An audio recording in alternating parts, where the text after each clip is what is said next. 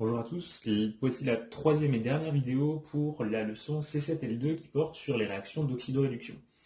Donc cette dernière partie porte sur l'étude des piles électrochimiques, c'est des objets de la vie quotidienne qui sont utilisés comme générateurs d'électricité, même si c'est vrai que depuis quelques temps, avec le développement de la technologie des batteries, on utilise moins des piles et plutôt des accumulateurs rechargeables. En ce qui concerne le principe de fonctionnement, que ce soit pour une batterie ou pour une pile, c'est la même chose. On utilise des réactions thermodynamiquement favorisées. Ça, c'est un point important qu'il va falloir noter. Donc, la réaction est thermodynamiquement favorisée si les réactifs réagissent spontanément les uns avec les autres pour pouvoir donner des produits. Utiliser une réaction favorisée, c'est une chose nécessaire, mais ce n'est pas suffisant. De façon générale, lorsqu'on souhaite alimenter un circuit électrique, il va nous falloir un courant avec une intensité et une tension. Pour avoir un courant électrique, il va nous falloir un mouvement d'électrons.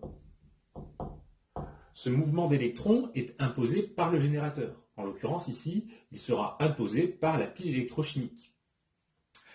Faisons un petit point de ce que nous avons vu jusqu'à présent. Dans les réactions d'oxydoréduction, il y a des oxydants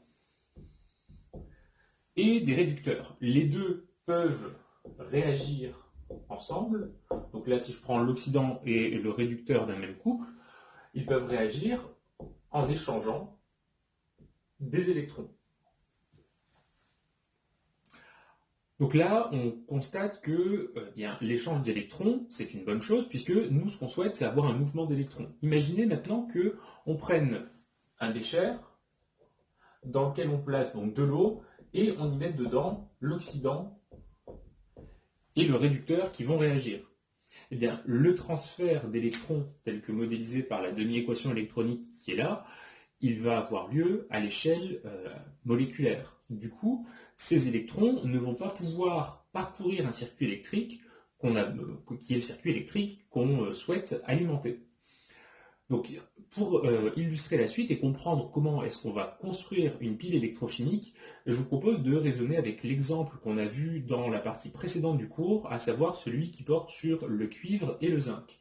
On a vu que les ions Cu2+, réagissent avec le zinc métallique pour fournir du cuivre métallique et des ions Zn2+. Le calcul de la constante d'équilibre de cette réaction nous montre qu'elle est supérieure à 1. Autrement dit, d'un point de vue thermodynamique, la réaction est favorisée dans le sens direct. Bien, imaginez donc qu'on mette dans un même bécher les ions Cu2+, et le zinc solide. Bien, globalement, à l'échelle moléculaire, les électrons s'échangent, mais aucun courant n'est récupérable.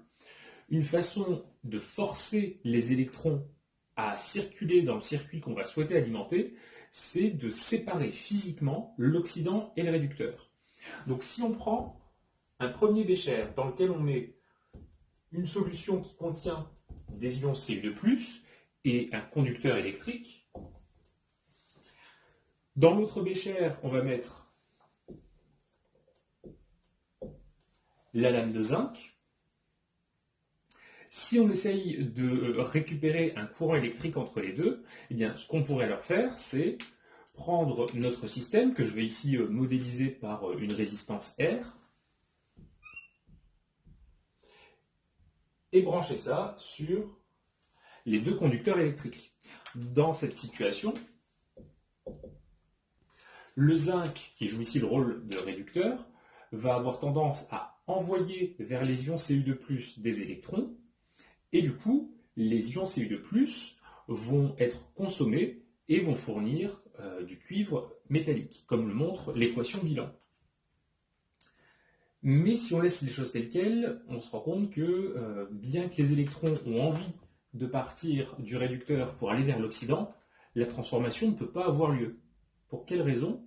Eh bien à cause d'un principe fondamental qui est l'électroneutralité des deux solutions, celle du compartiment qui est à gauche et celle du compartiment qui est à droite. Imaginez un instant que du zinc devienne des ions Zn2+. Ça veut dire que là, ici, dans ce compartiment à droite, des cations de plus apparaissent. Si leur apparition n'est pas contrebalancée par l'apport de charge moins, alors l'apparition est rigoureusement impossible. Pour cette raison, on va ajouter entre les deux compartiments un échangeur d'électrons, pardon, pas un échangeur d'électrons, un échangeur d'ions, un échangeur de charge. C'est un pont salin. Alors, un pont salin, ça peut être un morceau de papier imbibé d'une solution concentrée en composés électrolytiques, c'est-à-dire en ions, en concentration assez élevée.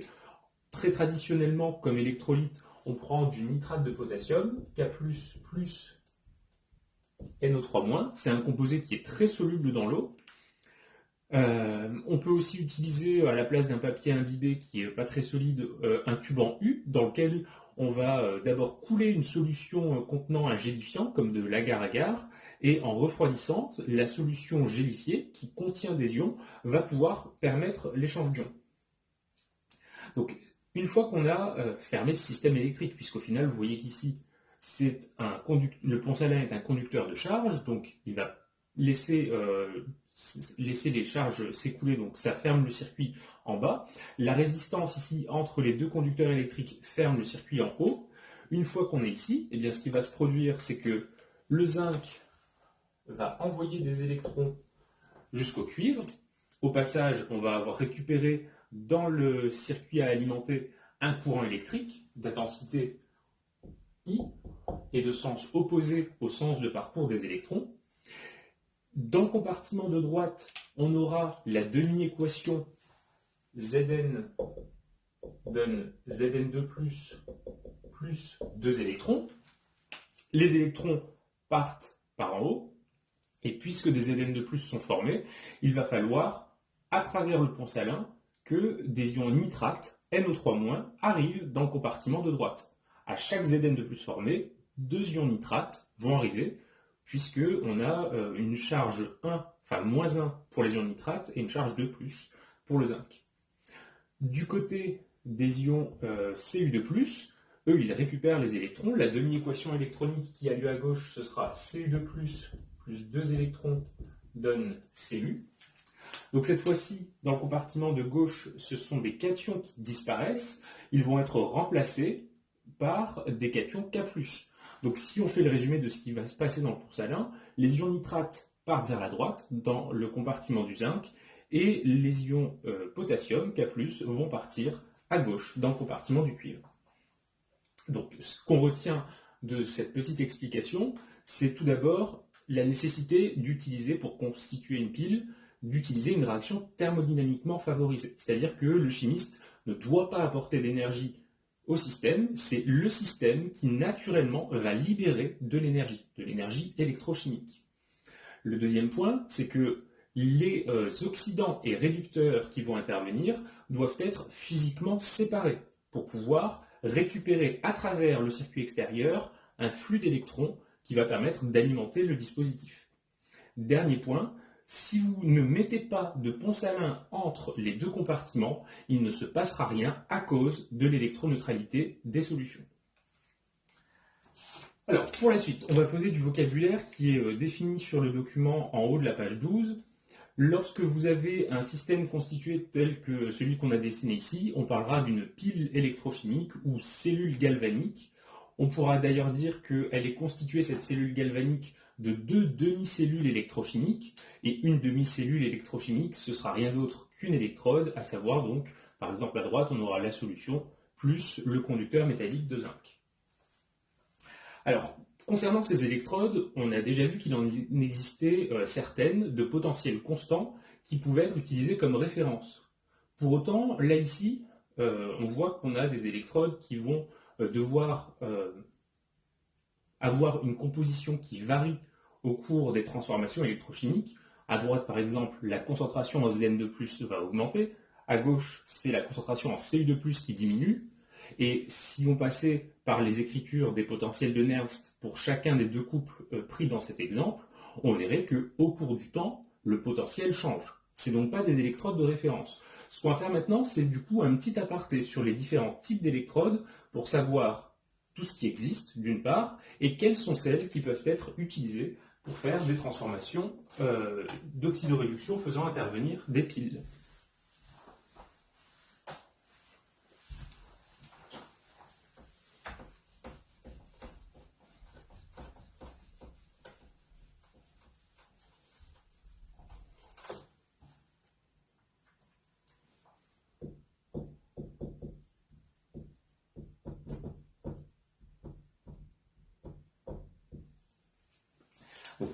Les différentes variétés d'électrodes, c'est ce qu'on appelle des espèces, et on va commencer par les électrodes dites de première espèce.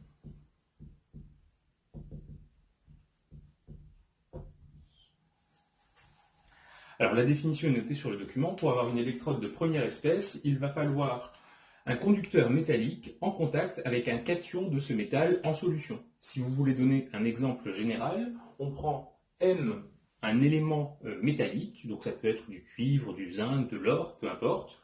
Eh bien, une électrode de première espèce sera constituée si on prend un morceau de M à l'état métallique, donc du M solide, et qu'on trouve dans la solution un ion M de charge N+, c'est-à-dire un cation de ce métal. Et donc à partir de là, vous pouvez diversifier les exemples et prendre du cuivre solide avec des ions Cu2+, vous pouvez prendre de l'aluminium solide avec des ions Al3+, du magnésium solide avec des ions Mg2+, etc. Faites attention que pour les électrodes de première espèce, certaines ne sont pas exploitables au niveau expérimental. Par exemple, si vous prenez comme métal du sodium, on avait vu au début de l'année que le sodium est un métal actif, c'est-à-dire qu'il réagit avec l'eau. Donc si vous prenez une électrode de sodium métallique et que vous la mettez dans l'eau, et bien simplement ce qui va se passer, c'est une réaction d'oxydoréduction entre votre métal et l'eau, et vous n'allez pas pouvoir constituer d'électrodes facilement avec ça. Il va y avoir réaction totale. Une petite remarque juste en dessous, lorsqu'on considère des électrodes telles que l'électrode standard à hydrogène, elles rentrent aussi dans la variété des électrodes de première espèce, même si d'un point de vue constitutif, on n'a pas tout à fait la même chose que ce qu'on a décrit ici. Pour le deuxième point, les électrodes de seconde espèce.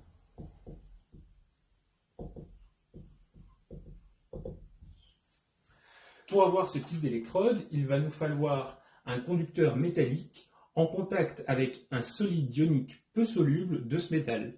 Solide ionique peu soluble, c'est-à-dire une espèce chimique qu'on appelle un précipité. Donc c'est ce que je vous ai mis juste en dessous. Et concernant donc l'exemple, eh bien, on peut reprendre ce qu'on avait déjà vu, puisqu'on a vu déjà des électrodes de deuxième espèce, avec l'électrode au calomèle saturé. Le couple caractéristique de cette électrode, c'est Hg2Cl2 solide, Hg liquide.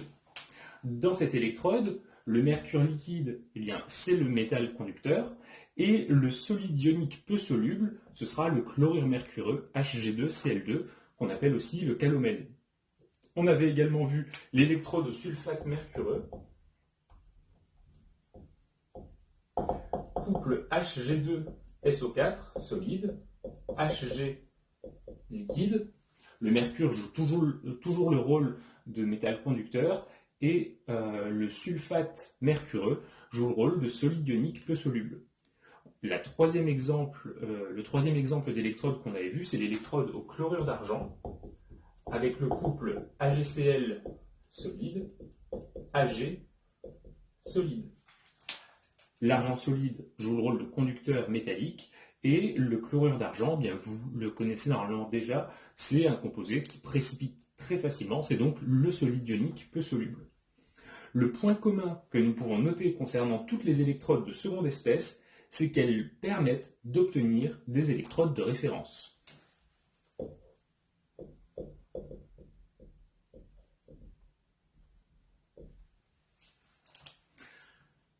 Faisons déjà un petit point concernant ces deux espèces d'électrodes. Les électrodes de seconde espèce, électrodes de référence, elles doivent avoir un potentiel constant. Pour ça, il faut que leur constitution interne soit fixe. Elles ne pourront donc jamais être utilisées comme demi-cellules électrochimiques pour la création d'une pile électrochimique. Par contre, les électrodes de première espèce, vous pouvez l'ajouter, elles peuvent être utilisées pour la constitution des électrodes. C'est ce qu'on a vu par exemple avec le compartiment du cuivre dans l'exemple précédent.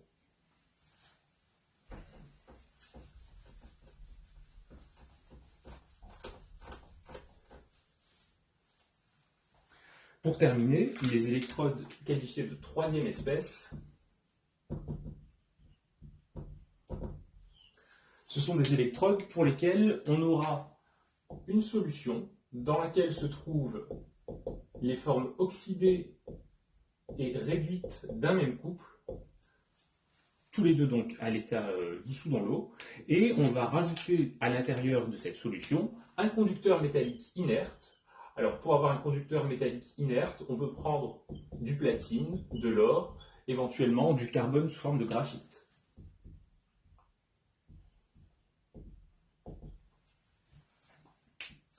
Et ces électrodes de troisième espèce pourront elles aussi constituer des électrodes utilisables dans le cas des piles électrochimiques. Pour terminer ce tour d'horizon, un petit point supplémentaire. Alors là, c'est encore une fois un exemple dans la partie D qui ne concerne pas les piles électrochimiques, les électrodes dites spécifiques.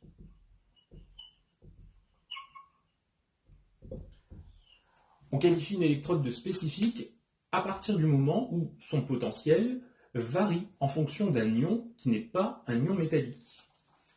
Des exemples, il y en a plusieurs. Une qui est assez fréquemment citée, c'est l'électrode à fluorure, mais on ne l'utilise pas fréquemment, en tout cas pas dans vos cycles de formation. Par contre, une électrode spécifique que vous utilisez et que vous avez déjà utilisée, c'est l'électrode de verre qui est sensible aux ions H+, et qui est utilisée comme cellule de mesure du pH.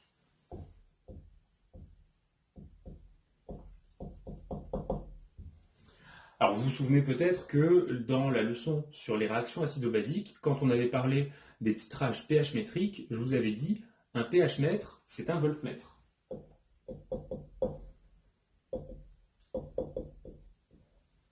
Si c'est un voltmètre, ça veut dire que le pH mètre doit mesurer une différence de potentiel. Cette différence de potentiel, elle va être prise entre deux électrodes.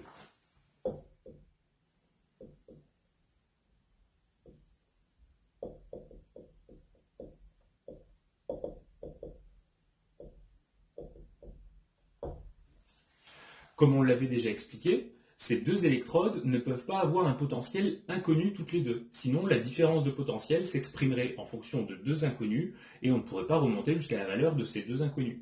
On va donc choisir une électrode de référence de potentiel constant. Très traditionnellement, on prendra une électrode au chlorure d'argent et l'autre électrode sera une électrode de verre dont le potentiel dépend de la concentration en H+, dans la solution dans laquelle elle est immergée.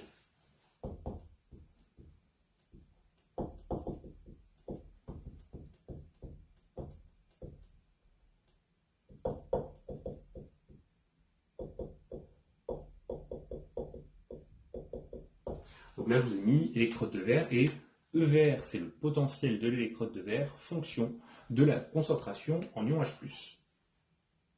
Donc là, j'ai repris les deux schémas qui se trouvent sur le document de cours en bas de la page numéro 13.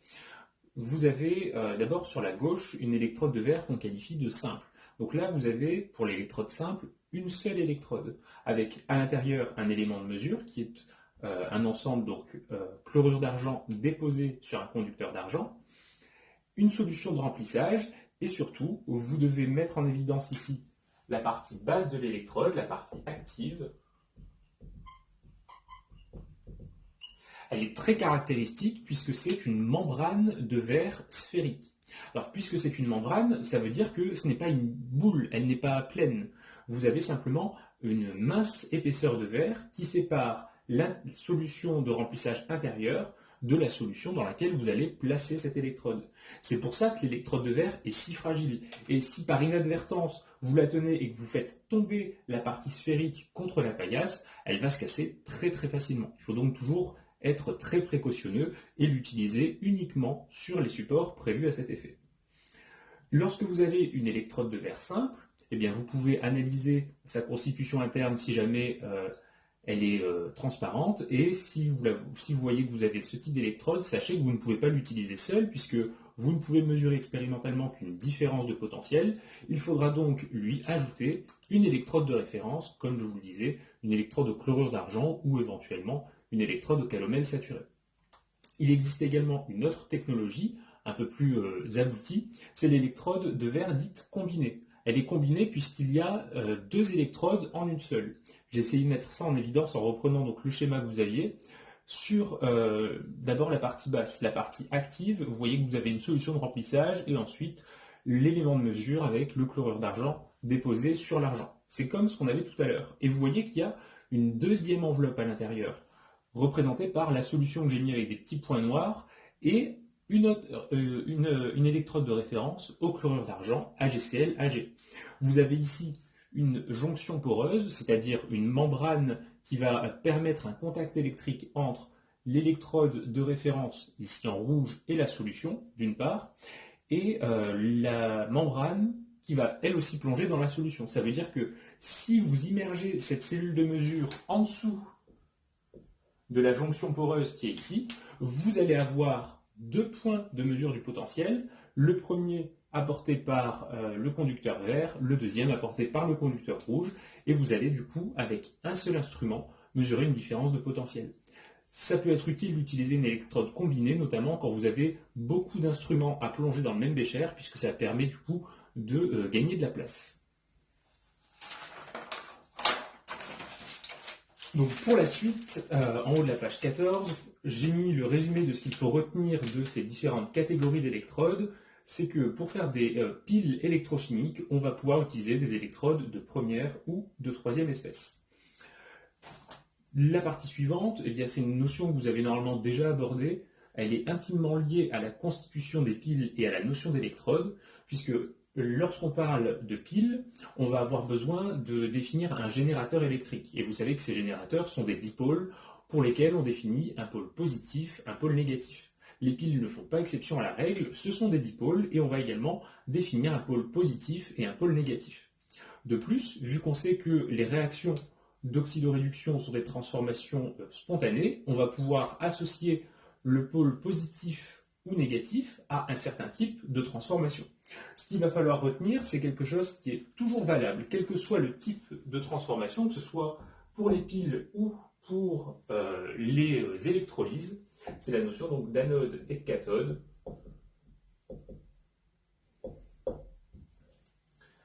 Alors, concernant l'anode, il s'agira de l'électrode à laquelle il y aura l'oxydation.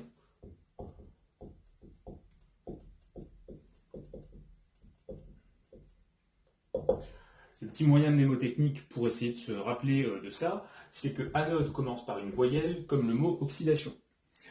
Réciproquement, à la cathode aura toujours lieu la réduction.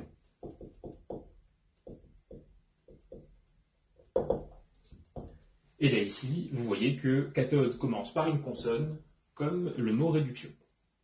En ce qui concerne les pôles de ces deux électrodes en fonctionnement pile, on reviendra là-dessus à la fin, mais vous pouvez déjà noter que dans le cas d'une pile, l'anode, comme les anions, va être chargée négativement, alors que la cathode, comme les cations, sera chargée positivement. Donc pour la suite de cet exemple sur les piles, on va traiter un cas concret en reprenant l'exemple de la pile qui contient du cuivre et du zinc, qu'on appelle la pile Daniel. Donc, en ce qui concerne la constitution de la pile Daniel, vous avez deux demi-cellules électrochimiques. Dans celle de gauche, vous allez avoir une solution aqueuse de sulfate de zinc contenant des ions Zn2+, et sulfate dissous, avec au contact un conducteur métallique qui sera du zinc à l'état solide.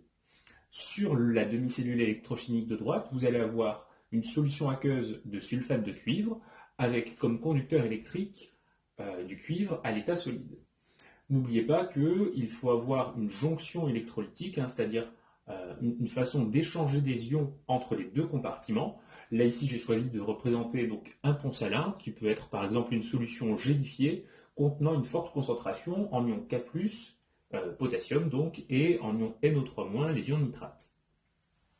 En ce qui concerne le fonctionnement de la pile, on en a parlé un petit peu tout à l'heure, vous avez sur le document un schéma qui vous montre le sens de déplacement de tous les porteurs de charge, que ce soit les électrons ou les différents ions.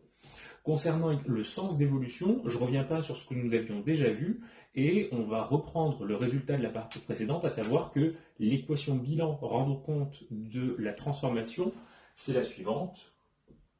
Cu de plus Zn solide donne Cu solide plus Zn de plus.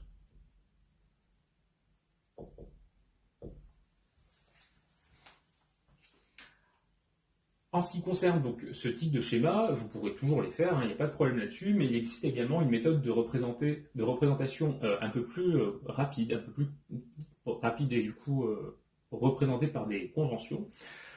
C'est ce qu'on va noter dans la partie suivante. Donc pour la suite, là ici, on va prendre des concentrations particulières dans chacun des deux compartiments. J'ai choisi de prendre comme concentration initiale en cuivre et en zinc 0,1 mol par litre.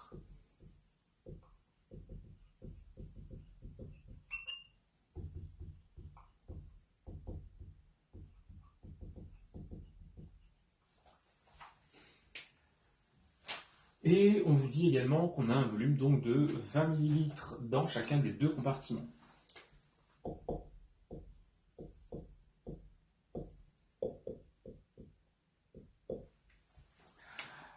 Alors, tout d'abord, on nous demande de calculer le potentiel de chaque couple à l'état initial. Vous vous souvenez que pour calculer le potentiel associé à un couple, il faut utiliser la relation de Nernst.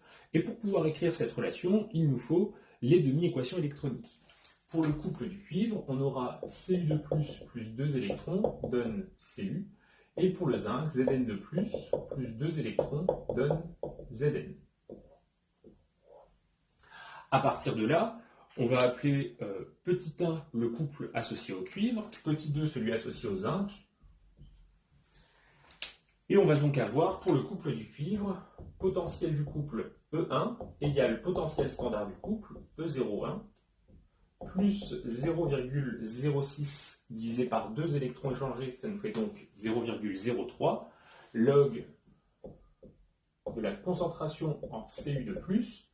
Et si on se place à l'état initial, cette concentration vaut 10-1 mol par litre, ça va donc nous faire E01 moins 0,03, ce qui va donc nous faire 0,34 moins 0,03, donc 0,31 volts.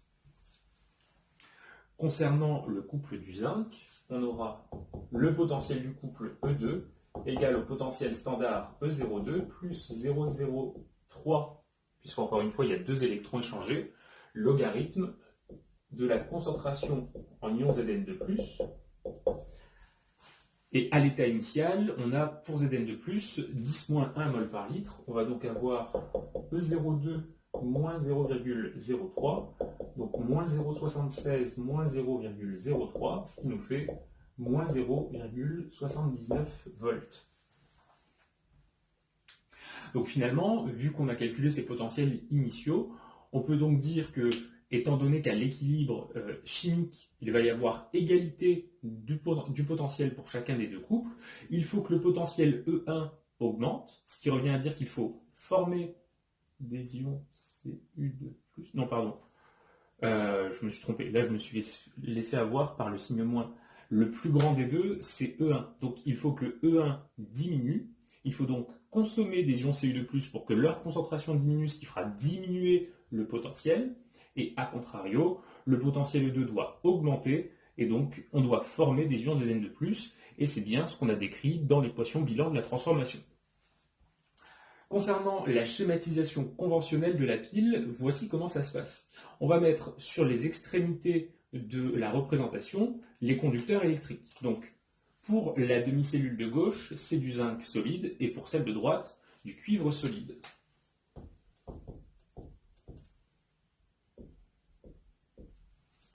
Ensuite, on va mettre un trait vertical quand il y a une interface solide-liquide. Donc là, dans le compartiment de gauche, il y a une interface entre le zinc solide et la solution qui est là. Donc on met un trait vertical pour symboliser l'interface, et sur le compartiment de droite, on a une interface entre le cuivre solide et la solution. Donc même chose ici, une barre verticale. Ensuite, on va mettre la composition des deux solutions. Donc pour le compartiment du zinc, on a du sulfate de zinc à la concentration initiale 0,1 mol par litre.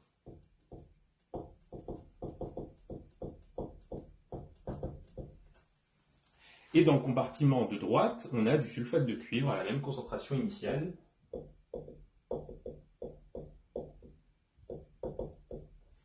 Et entre les deux compartiments, on va modéliser la jonction électrolytique par un double trait vertical. Donc si vous voyez ce type de représentation, c'est une façon conventionnelle de dessiner une pile qui correspondrait au schéma qui est juste au-dessus.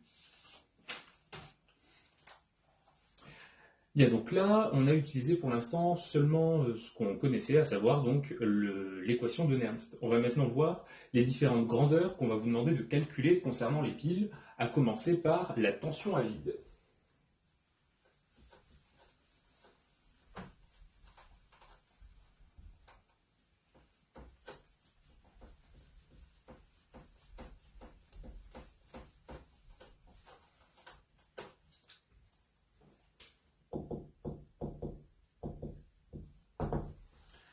Alors, en électrochimie, la tension à vide correspond à ce que vous avez vu, une grandeur que vous avez vue en électrocinétique, qui est la force électromotrice du générateur. Donc vous verrez parfois dans certains sujets noter FEM pour tension à vide. Globalement, c'est la même chose. Pour pouvoir la mesurer, on va considérer les deux demi-cellules électrochimiques reliées par la jonction électrolytique.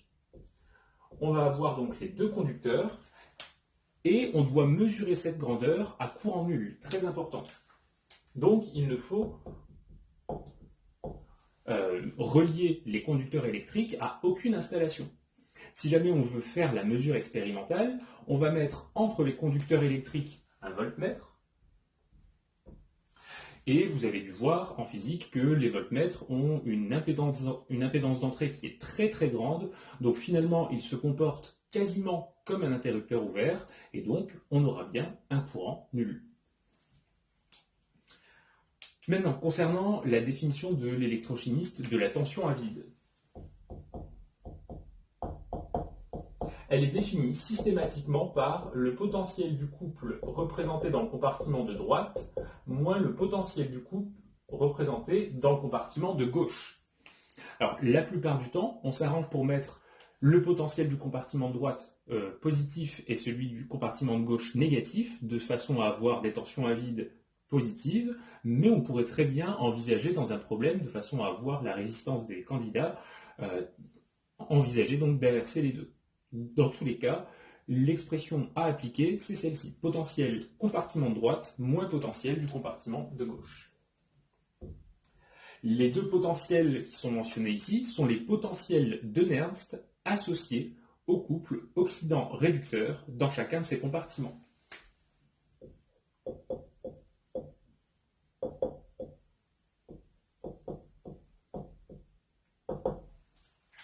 Si on regarde maintenant les unités, eh bien, les potentiels de Nernst sont exprimés en volts et par conséquent, la tension à vide, comme une tension classique, va être également exprimée en volts.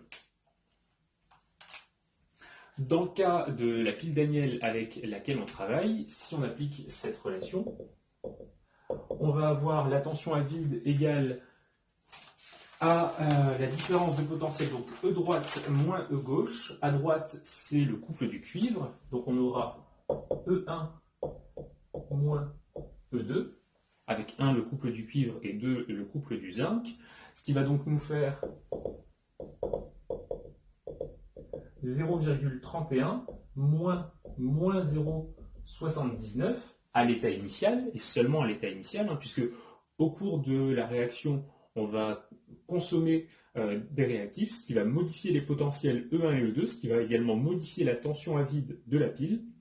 Mais à l'état initial, on trouvera ici une tension à vide de 1,1 volts.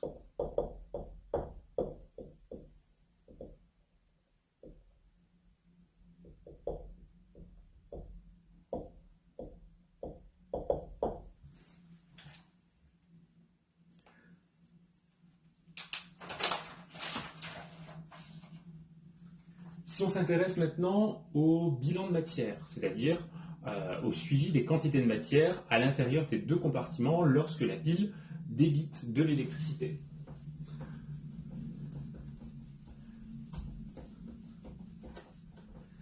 Donc le bilan de matière, dans le paragraphe D, on va le faire en mol.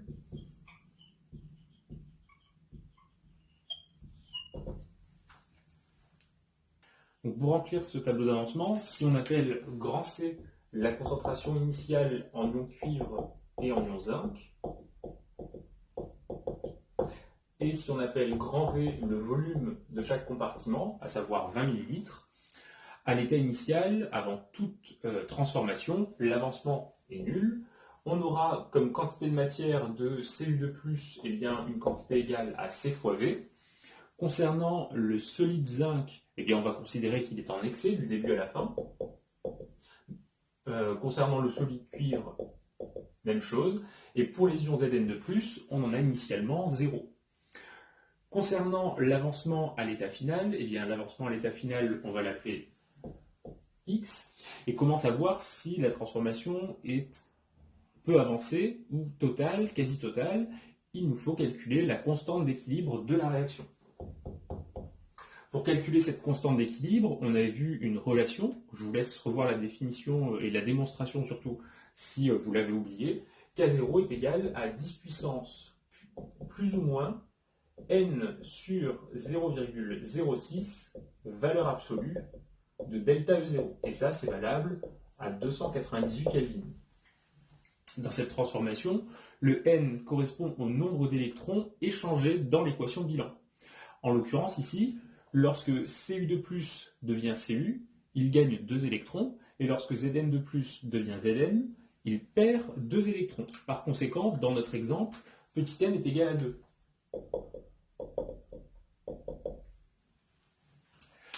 Concernant le signe dans l'exposant, on mettra plus si les espèces qui réagissent, à savoir Cu2+ et Zn, si elles sont disjointes sur un diagramme de prédominance, ici un diagramme d'existence, puisqu'il y a des espèces solides.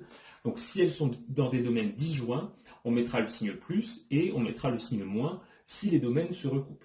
Je vous laisse construire le diagramme de prédominance à partir des potentiels standards qui sont donnés sur le document. Donc pour le couple Cu2+ Cu, le potentiel standard c'est 0,34 volts, et pour Zn2+ Zn, on est à moins 0,76.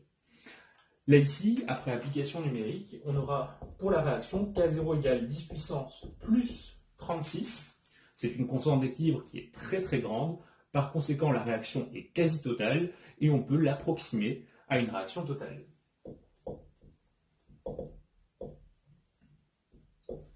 Ça veut dire que l'avancement à l'état final, pardon, j'ai noté X ici, mais ce n'est pas X, hein, on est en mol, ce sera Xi. Et on pourra noter Ximax. En ce qui concerne les ions Cu2+, ça va être le réactif limitant. Donc à l'état final, Cv moins Ximax égale 0. Pour les ions Zn2+, on va en former Ximax qui est égal au produit de C par V. Donc là, n'oubliez pas de passer par le calcul de la constante d'équilibre pour voir à quel point la réaction est avancée. Et suivant sa valeur, soit vous aurez un avancement à l'état final, calculé à partir de la constante d'équilibre, soit on peut faire l'hypothèse que la réaction est quasi totale, et passer par l'hypothèse, donc elle est totale, et calculer Ximax. La dernière grandeur qu'on va vous demander de calculer concernant la pile, il s'agit de sa capacité. La capacité d'une pile, c'est la charge qu'elle peut débiter au maximum du début à la fin de la transformation chimique. Alors c'est une valeur qui est en général plutôt théorique, hein, puisque parfois si la tension à vide chute trop lorsque la pile fonctionne, eh bien elle n'arrivera plus à alimenter le circuit électrique. Donc c'est la capacité de la pile en court-circuit.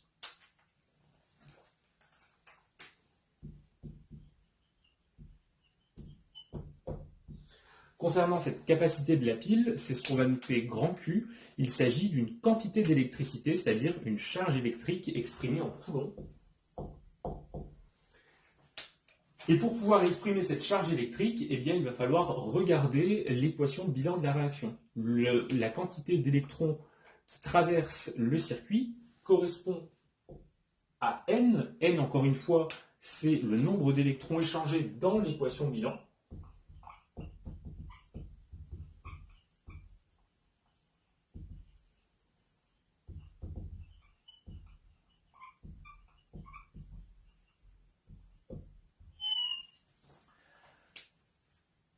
Ce nombre d'électrons, pour le transformer en quantité de matière, eh bien, il faut multiplier par l'avancement maximal.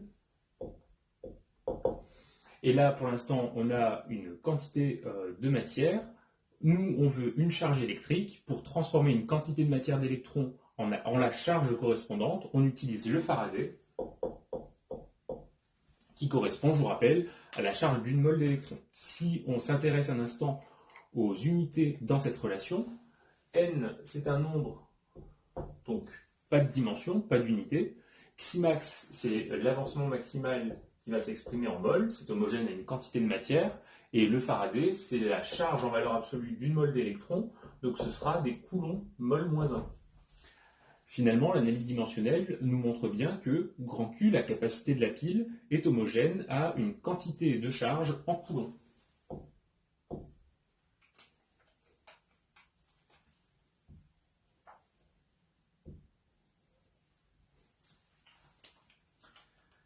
Et lorsqu'on fait l'application numérique pour la pile considérée ici, on trouve, si je ne me trompe pas, où est-ce que je l'ai noté ? Là, ici, on trouve une capacité de 386 coulombs.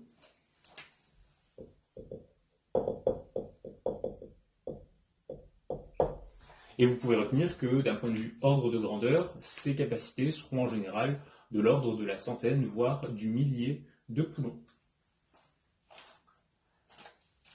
Le dernier point pour finir sur les piles, c'est une remarque un peu particulière, une certaine catégorie de piles qu'on peut croiser dans des exercices, ce qu'on appelle des piles de concentration.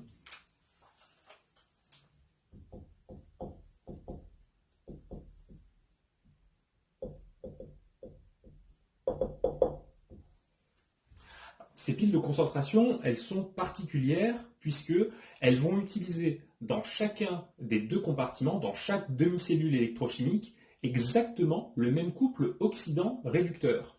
La seule chose qui va varier entre les deux, c'est la concentration mise dans chacun de ces compartiments. Donc l'exemple que je vous propose utilise le couple Cu2+Cu.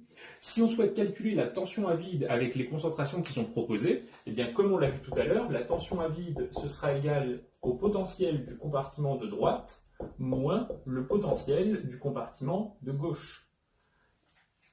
Pour avoir ces deux grandeurs-là, on passe par la demi-équation électronique Cu2+, plus 2 électrons donne Cu. On utilise ensuite la formule de Nernst et on obtient un potentiel à droite différent de celui de gauche puisque les concentrations ne sont pas les mêmes. Lorsqu'on en fait la différence, on trouve avec l'exemple proposé une tension à vide de moins 0,009 volts.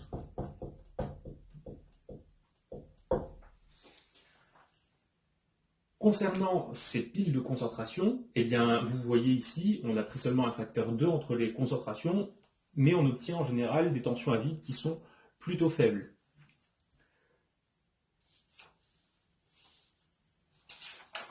Pour conclure sur cette leçon, à présent, la dernière partie, petit 6, une remarque qui porte sur l'électrolyse. Donc là, tout est déjà noté sur le document, je n'ai rien rajouté de plus.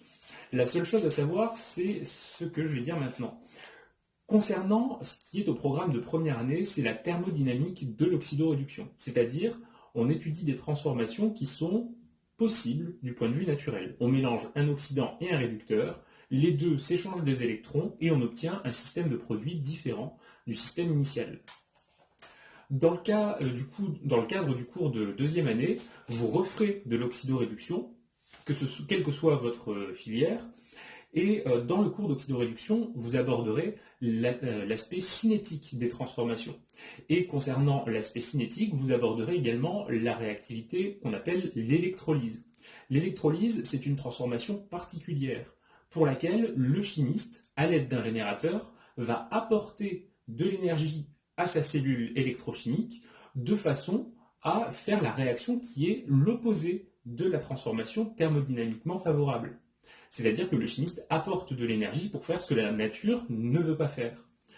L'état final d'une transformation d'électrolyse, ce sera du coup un état qui va à nouveau pouvoir évoluer vers un état plus stable. En d'autres termes, pour être simple là-dessus, les transformations qu'on a étudiées cette année, les piles, c'est celles qu'on utilise pour alimenter une installation électrique. Et lorsqu'on fait l'électrolyse, eh bien c'est la recharge d'une pile. Donc par exemple, quand vous branchez votre téléphone portable pour recharger sa batterie, vous en réalisez l'électrolyse. C'est ce qu'on dira d'un point de vue scientifique.